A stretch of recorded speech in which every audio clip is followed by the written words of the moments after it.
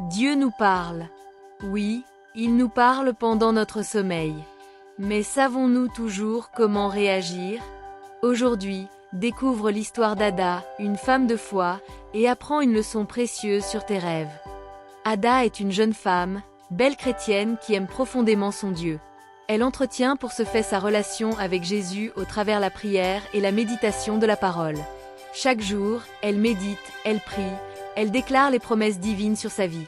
En vaquant à ses multiples activités professionnelles, elle commence à ressentir une douleur intense dans son bras. Une douleur si vive qu'elle ne pouvait l'ignorer. Connaissant son identité et son héritage en Jésus-Christ, Ada prie immédiatement.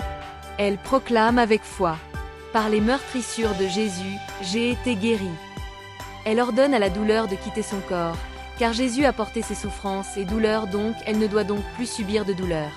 Mais malgré ses prières, la douleur persiste, et devient même plus insupportable durant la nuit.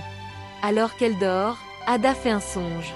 Elle voit un homme volant et ténébreux lui lancer une flèche en plein bras. À son réveil, tout devient clair. Elle comprit que le Seigneur venait de lui expliquer la source de ses douleurs au bras, alors Ada rendit grâce à Dieu pour cette révélation. Le Saint-Esprit lui rappelle cette parole puissante.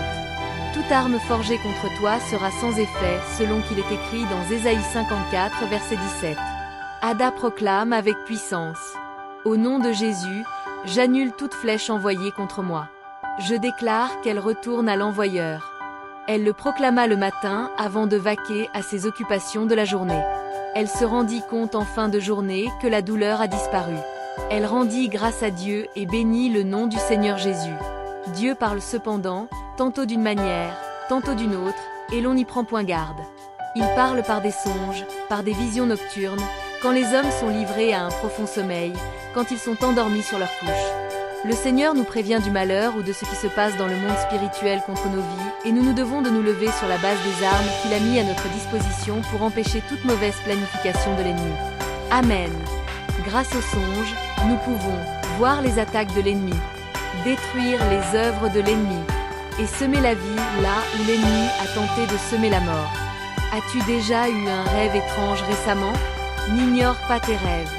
Lève-toi, prie et proclame la victoire au nom de Jésus.